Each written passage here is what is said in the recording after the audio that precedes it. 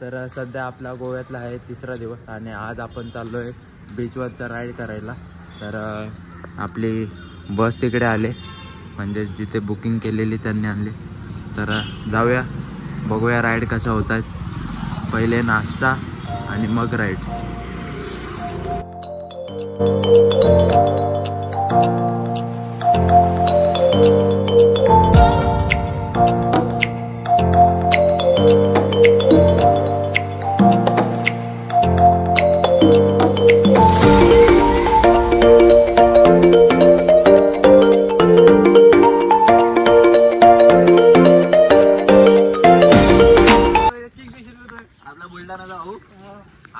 नाव काय काय माहिती कोण पण भाऊ सांग आयडी सांग. वाटते मला अमय तिवारी. अरे विनायक भाऊ. विनायक राऊत. तुझं संकेत सरनेम डुकरे. तुझं निखिल जाधव. काय यादव कंपनी कुठं आहे?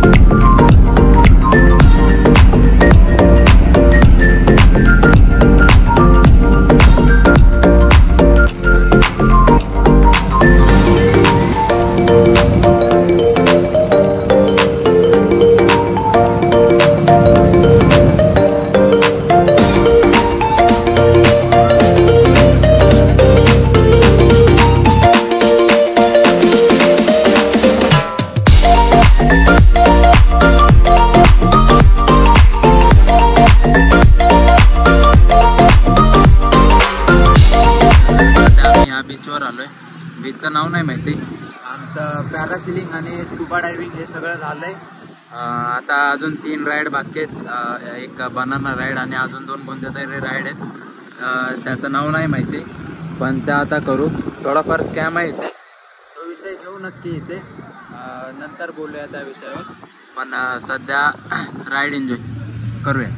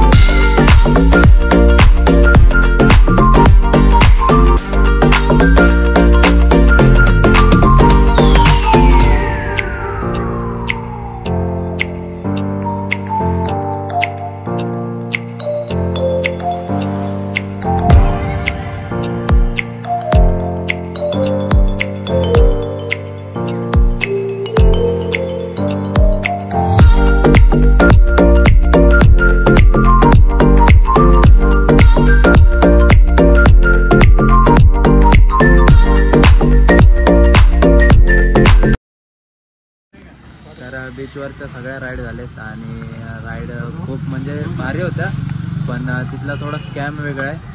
तर तो व्हिडिओमध्ये सांगू की नको सांगू नक्की कमेंटमध्ये सांगा. आत्ता सध्या नारळ पाणी पिऊया कारण खूप भूक लागले आणि तिकडे पुढे जाऊन नाश्तासुद्धा करूया. भेटूया पुढे.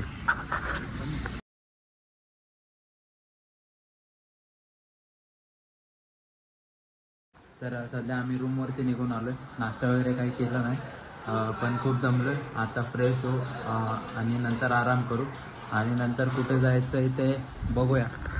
काय फिक्स नाही अजून तसं, ते नंतर उठल्यावर समजेल. तर सध्या आपण चाललो आहे बागा बीचला. आणि दुसरी गोष्ट म्हणजे आपल्याला आपल्या महाराष्ट्रातले काही मित्रपरिवार बुलढाणामधले आणि असे म्हणू शकता सबस्क्रायबर भेटलेत आपल्याला. तर मागे येते हे ते काही जण आहेत,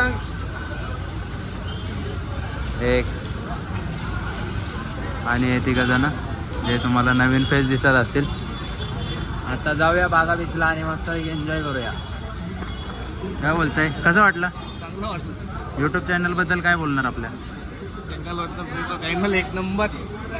क्या बोलने का, लाइक कितना आना चाहिए? 2-3 लाख. अरे बाप रे, जाम बोलला. आपल्या पलीकडचं, अवकाशच्या पलीकडचं बोलला यो.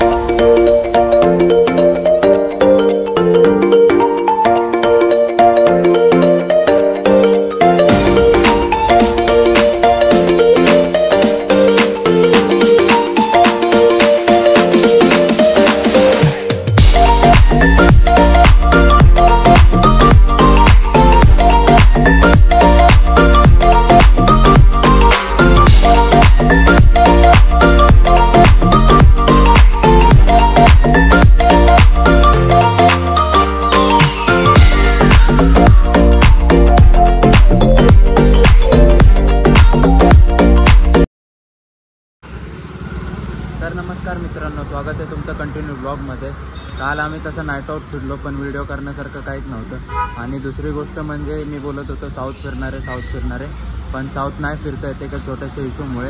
कारण आमची ट्रेन दुपारी 4ची आणि साऊथ खूप मोठा आहे, तर ते पॉसिबल नाही आहे फिरणं. तर सध्या आम्ही जात आहे बीचवरच चाललो ना, बागा बीचवर चाललो आहे आणि तिथे थोडा चिल म्हणजे एन्जॉय करू आणि शॉपिंगसुद्धा करणार आहोत आणि त्यानंतर जेवून स्टेशनसाठी निघू. गोव्यामध्ये काजू स्वस्त भेटतात, तर आपण काजू वगैरे घेतलेत मस्तपैकी, प्रत्येकाने पिशवी भरून. आम्ही जेव्हा गोव्यामध्ये आलो तेव्हा आम्हाला काही इतकं माहीत नव्हतं कारण फर्स्ट टाईम आलेलो. पण आम्हाला थोड्याच वेळानंतर ह्या हॉटेलबद्दल समजलं. ह्या हॉटेलमध्ये येण्याचं पहिलं रिझन तर हेच आहे की इथे महाराजांची प्रतिमा आहे आणि दुसरी गोष्ट म्हणजे मराठी माणसाचं आहे. जेवण वगैरे मस्त आणि बजेटनुसार आहे, त्यामुळे इथे जेवायला काहीच नाही वाटलं. गेली 4 दिवस आम्ही इथेच जेवत होतो. जर तुम्ही गोव्याला व्हिजिट केली तर नक्की तुम्ही इथे येऊन जेवा. आणि हे हॉटेलचे मालक आहेत. फक्त लोकेशन सांगा ना, सांगा लोकेशन. इथे बागा बीचचं मेन पार्किंग आहे, बागा मेन पार्किंग म्हणून आहे, त्या पार्किंगमध्येच आहे. तर कोण इथे गोव्याला आलं तर नक्की विजिट करा. तर ते मालक थोडे सांगायला लाजत होते, पण ही बागा बीचची पार्किंग आहे आणि त्याच्या समोरच ते हॉटेल आहे. आणि आता आम्ही बागा बीचकडे चाललो आहे, थोडं फोटोशूट वगैरे करेन आणि त्यानंतर निघणार. आपली रिक्षा येईल, स्टेशनवर जाऊ आणि मग घरी जायला निघूया.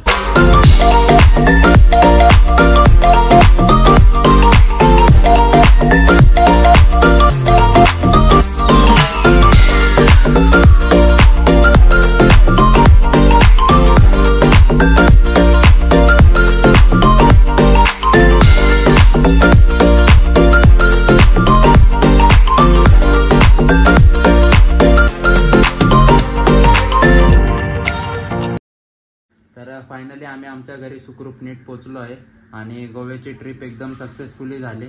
थोडाफार स्कॅम झाला आमच्यासोबत तिथे राईडच्या बाबतीत. आमच्यासोबतच नाही, जेवढे सगळे राईडला आलेले तिथे त्यांच्यासोबत पण झाला.